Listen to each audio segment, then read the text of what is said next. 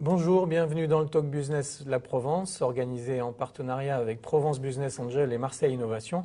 Nous recevons aujourd'hui Ludovic Deblois, bonjour, Bonjour. président fondateur de Sun Partner. Alors, Sun Partner, aujourd'hui, c'est quoi? Quelle est l'activité? Alors Sun Partner développe des solutions innovantes dans le domaine de l'énergie solaire. Il a été créé en 2008. Aujourd'hui, elle compte 20 personnes et deux filiales, Wizips et AxioSun, centrées sur deux problématiques. C'est l'autonomie d'énergie et la décentralisation énergétique, c'est-à-dire se rapprocher du besoin de la source de consommation. Alors, on va venir aux activités, aux deux filiales. Le chiffre d'affaires aujourd'hui, c'est combien? Alors le chiffre d'affaires, c'est un chiffre d'affaires prévisionnel. On prévoit de faire plus de 2 millions d'euros cette année sur l'ensemble du groupe. Et répartis sur la Alors, France, à l'international surtout déjà? à l'international, oui. Surtout à l'international à 80%. Alors AxioSun, c'est des centrales photovoltaïques. Aujourd'hui, il y en a deux, je crois. Où est-ce qu'elles sont implantées et quels sont les projets? Alors aujourd'hui, il y a deux centrales photovoltaïques. Il y en a une à Saint-Cana qui a été réalisée avec la mairie de Saint-Cana pour alimenter une station d'épuration. Il y a un autre site pilote en cours d'installation à Marrakech, au Maroc, et également au CEA, à Cadarache, pour développer un programme de recherche et développement avec le CEA. À Marrakech, c'est une centrale qui a été faite en collaboration avec le gouvernement marocain et également avec Schneider et Veolia. Et les projets? Il y en a d'autres aujourd'hui? Alors, il y a des projets en cours, en effet, notamment en Tunisie. J'espère pouvoir le confirmer dans les prochains mois. Parce que, est-ce qu'il n'y a pas aujourd'hui un risque un peu juridique sur ces projets? On vient d'apprendre, par exemple, dans la région que le parc photovoltaïque de la Barbenne venait d'être annulé pour une raison administrative, par le tribunal administratif. Est-ce qu'il n'y a pas un risque sur ces projets? Et en particulier à la Barbenne, est-ce que vous avez une réaction? Alors, sur la Barbin, je pense que ça met en lumière l'importance d'intégrer les solutions photovoltaïques dans notre environnement. C'est-à-dire qu'on demain, il est nécessaire que si on met une centrale solaire sur une terre agricole ou une terre qui abrite des espèces protégées, eh bien de réfléchir à l'intégration. On le voit en Californie récemment, il y a eu 250 MW d'installés dans une région. Eh bien, comment on intègre ça? Et nos solutions, par exemple, sont faites de miroirs cylindro-paraboliques qui peuvent faire récupérateur d'eau et alimenter des cultures. Notamment, il y a des cultures qui ont besoin d'ombre. Et donc, les panneaux solaires font de l'ombre et donc peuvent demain cohabiter avec l'agriculture. Donc, il y a toute une réflexion à mettre en place.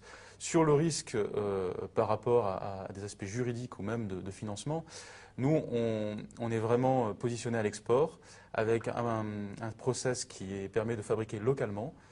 Et puis, on s'adosse à des grands groupes qui vont nous permettre de nous déployer rapidement. Voilà, c'était une des questions de l'un des partenaires d'émission, Provence Business Angel, qui vous demandait quel est le rôle des États sur le développement des entreprises comme la vôtre, sur le marché, entre parenthèses, subventionné en partie. Est-ce que vous dépendez au total des politiques, de la politique énergétique de la France, par exemple, pour vous développer? Non, on dépend très peu des politiques énergétiques parce que la France n'est pas le pays dans lequel on va se développer. Nous, on s'adresse aux pays à fort ensoleillement. La France du Sud commence à nous intéresser parce qu'il y a des rayonnements importants, mais nous, on est surtout basé sur le Maghreb et autres pays à fort ensoleillement dans le monde, ce qui représente quand même plus d'un tiers de la planète. Alors on a parlé d'AxioSun, maintenant Oui. parlons de Wizips, donc c'est la deuxième activité. Vous venez de faire des annonces très importantes en termes d'innovation au niveau mondial et vous avez aujourd'hui un scoop à nous présenter. Alors dites-nous quelle est l'activité de Wizips et quel est ce scoop? Alors, Wizip se positionne sur ce qu'on appelle les surfaces intelligentes, c'est-à-dire que toute surface peut avoir une autre fonction que celle qu'elle a d'origine, sans impacter son design. Et donc nous, ce qu'on a développé, c'est une cellule photovoltaïque transparente. Alors, on ne rend pas tout à fait la cellule photovoltaïque transparente, en fait, on la rend invisible. C'est-à-dire que nous sommes clients des technologies solaires, on prend celle qui a le meilleur rendement et qui nous convient le mieux, et on la camoufle avec un réseau de lentilles.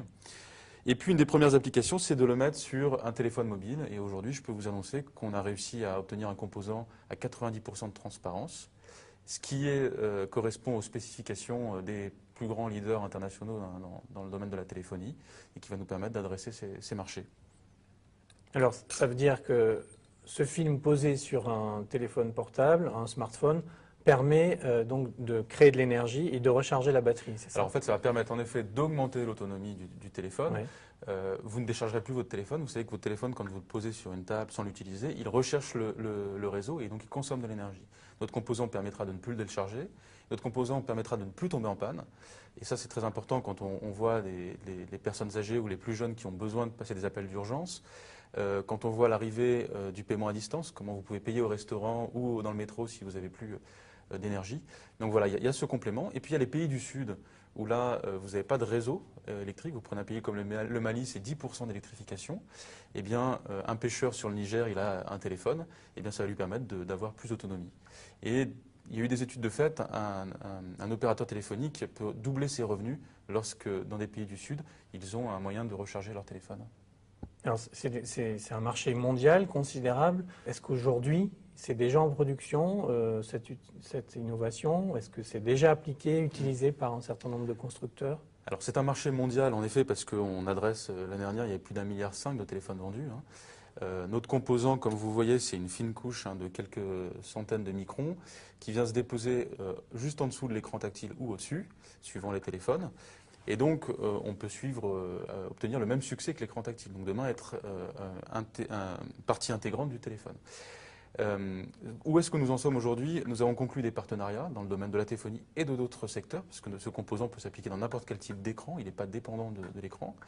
Et l'objectif est d'arriver à un prototype d'ici la fin de l'année, donc c'est-à-dire quasiment un produit, pour être sur le marché à l'été 2013. Entre-temps, nous, ce que l'on fait, c'est que l'on a lancé on vient de faire l'acquisition d'une ligne de fabrication d'une capacité de 8 millions d'unités par an, et qui demain va être transféré à un industriel qui sera capable de passer de 8 millions à 100 millions d'unités, voire plus. Et ça, c'est parce qu'on a fait le choix de ne pas être fabricant. On est dans un modèle de licensing, c'est-à-dire qu'on licencie notre portefeuille brevet. Et ça, c'est un point majeur chez Sun Partners, c'est qu'on dépose énormément de brevets. On en dépose à peu près 1 à 2 par mois. Et c'est au cœur de notre stratégie. Alors cette unité de pilote, de prototypage, elle est basée où? Elle va se situer à Rousset. À Rousset. Voilà. L'implantation, vous êtes basé à Aix, de Sun Partner. Est-ce que pour vous c'est important d'être dans la région? Oui, c'est très important parce qu'il y a du soleil déjà, comme on fait des tests avec nos systèmes à concentration. La deuxième chose, c'est qu'on avait le choix entre plusieurs régions quand on a décidé de nous installer, notamment Toulouse, Montpellier. Et on a choisi Aix parce qu'on nous avait proposé à l'époque de nous installer à l'Arbois, qui était un lieu qui nous convenait en termes de développement. Et puis on a eu des aides de plusieurs organismes comme la communauté du Pays d'Aix, le conseil général, le conseil régional et également OSEO.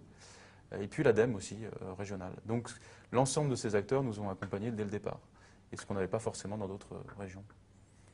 Et au-delà des aides, est-ce que vous trouvez aussi la main-d'œuvre, les ressources humaines ici? Alors facilement? oui, parce qu'on est très proche de l'industrie du semi-conducteur. Donc des sociétés comme Gemalto, comme ST, eh bien, nous ont permis de nous développer. On a dans l'entreprise aujourd'hui 5 seniors qui sont des anciens numéro 2 ou numéro 3 de grands groupes, comme Gemplus ou Soitec ou ST.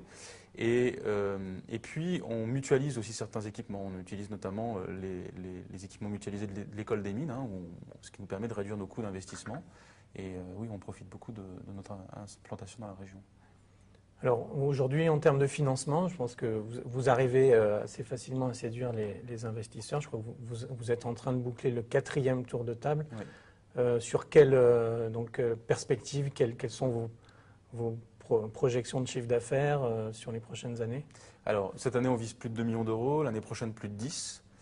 En effet, on est au 4e tour de table. On a réalisé l'année dernière 3 millions d'euros de levée de fonds. Cette année, on vise 5. Puis l'année prochaine, un peu plus. Ces fonds, ils sont nécessaires parce qu'on veut aller très vite. Ils sont nécessaires parce que, comme je vous disais, on a investi dans des outils industriels. L'année prochaine, on va lancer notre ligne pilote Axiosun aussi dans la région, ligne industrielle.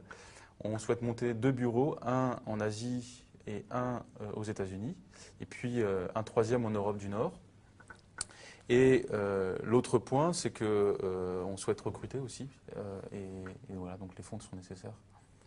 Alors on termine l'émission par un coup de cœur, un coup de gueule, un coup de poker, ce que vous voulez, qu'est-ce que vous avez envie de dire? Ouais, ce que j'ai envie de dire, c'est qu'on est dans un changement d'époque qui est formidable, parce qu'on n'est pas en crise, on est en mutation. On a la chance de la vivre, cette époque. Et je crois que dans le domaine de l'énergie, il y a un vrai défi, c'est-à-dire ne pas faire avec l'or vert ce qu'on a fait avec l'or noir, c'est-à-dire réfléchir dans la pérennité, réfléchir dans la protection de l'environnement, tout en développant nos entreprises et en créant l'économie, mais comme on le disait tout à l'heure, en s'intégrant dans notre environnement et en respectant aussi les ressources. Parce que finalement, si on ne pense même pas écologie, ce sont des stocks. Si on n'a plus de stocks, eh bien, on ne peut plus développer nos entreprises. Donc je crois que demain, toutes les entreprises en fait, vont modéliser leur écosystème et le protéger de la même manière qu'elles protègent leur stock en interne de la société. Merci pour ce beau message. Merci à tous et à la semaine prochaine pour un nouveau Talk Business La Provence.